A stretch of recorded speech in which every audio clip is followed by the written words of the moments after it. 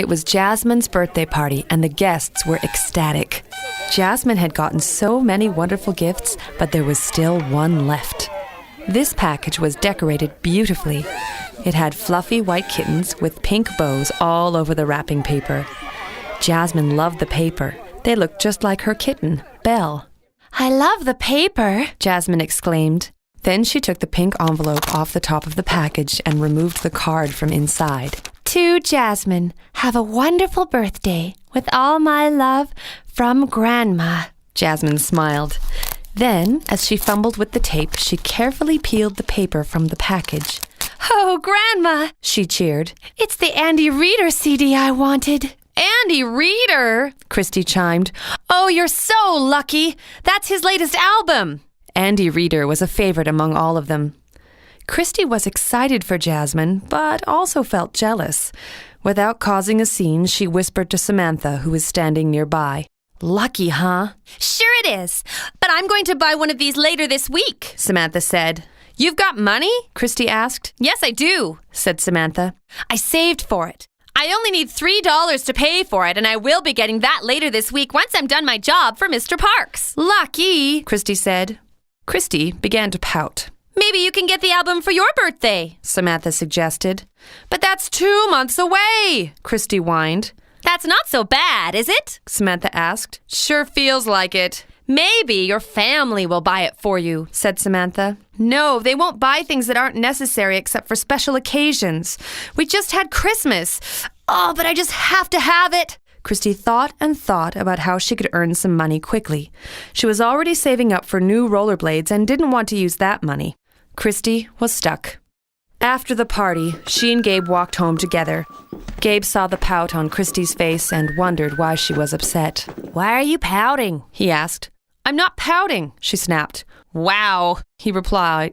"Why are you mad?" Krystie felt bad. "I'm sorry," she said.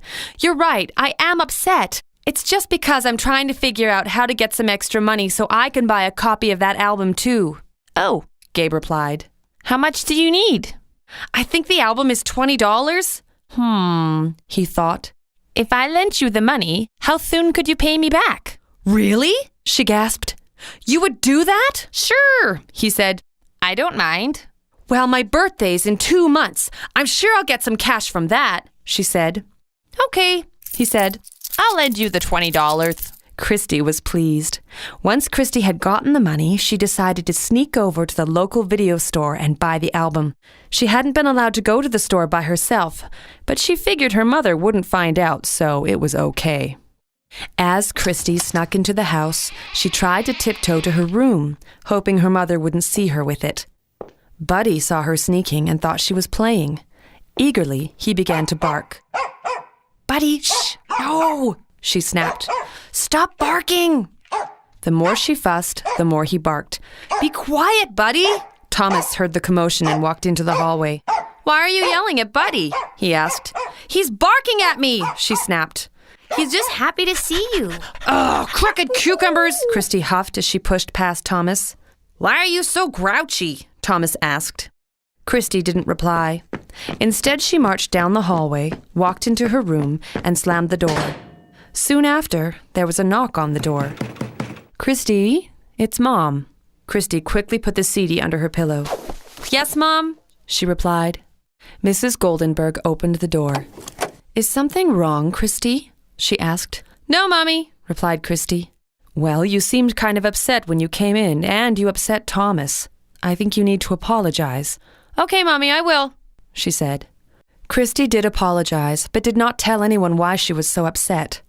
The truth was, she felt guilty. She'd lied and had been sneaky, something she knew her mother would never approve of. But she was also torn inside, partly happy to finally have the CD she'd been wanting so badly, but partly wanting to return it because of the naughty things she'd done to get it. For the next few weeks, Krystie listened to her CD with her headphones many times over. She made sure to keep it hidden from her family, though. After that, each time she saw Gabe, she'd feel bad about the loan and began to avoid him. "Hey, Krystie!" he shouted, trying to get her attention. "Wait for me!" She pretended not to hear him. Gabe looked sad. Matthew saw Gabe's reaction and asked, "Why are you so upset?" Krystie's avoiding me, he said. Oh, I'm sure she just didn't hear you, Matthew said. No, she's been doing this for a few weeks now. I just want to play with her. A few days later, Krystie was sitting in her bedroom listening to her album quietly when she heard some voices coming from outside. Carefully, she looked out and saw Gabe, Matthew, and Thomas sitting on the porch. Spring was coming, and the ice cream truck was making its way down the street. Ice cream! Ice cream! Matthew chimed. Come on, let's get some, Thomas chimed. I got $2. I don't have money right now, Gabe said. I'll get some later this month, though. Krystie felt worse. Gabe couldn't get an ice cream cone because she'd borrowed the money.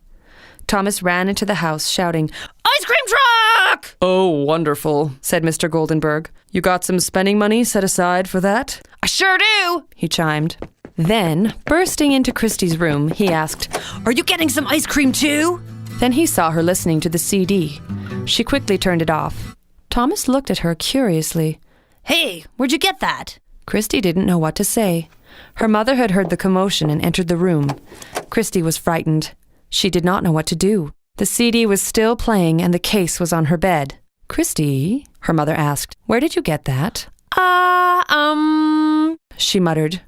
Krystie tried to think hard for an answer, but knew that lying now would only make matters worse. I bought it, she said. Bought it? Where? Asked Mrs. Goldenberg. At the store down the street, Krystie gulped. Who took you there? Krystie hung her head in shame. Did you go alone? Asked Mrs. Goldenberg. Nervously, Krystie nodded. Krystie Elizabeth Goldenberg, Mrs. Goldenberg gasped. You know you're not supposed to go to the store by yourself. What if something happened to you? And where on earth did you get the money? Krystie began to cry. She felt so bad. Oh, Mommy! Mr. and Mrs. Goldenberg sat with Krystie while she explained her story, but Thomas had to leave the room. Well, Krystie, it seems as though your desire to buy the CD has really made things difficult for you. You've pushed away your friend, been snapping at your brother, and worse yet, you've lied to us. I'm afraid you will have to be punished. Why? She asked. I told you the truth. Yes, you did, but you did lie and mistreat people because of that lie. I'm afraid you will learn best by losing a privilege. What will my punishment be? She asked. Mr. and Mrs. Goldenberg took the CD from Krystie and put it away for 2 weeks and took away her television privileges. Despite the discipline, Krystie felt a lot better.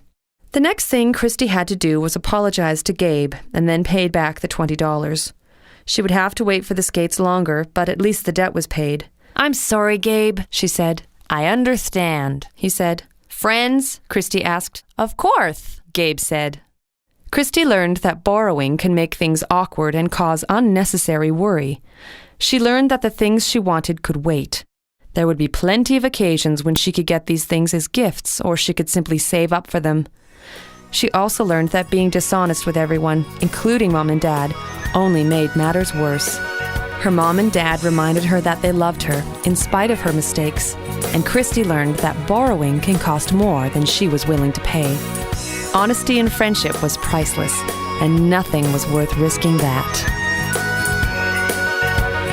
This has been The Cost of Borrowing from the Learning World of Krystie and Thomas, brought to you by Wealth Navigator University.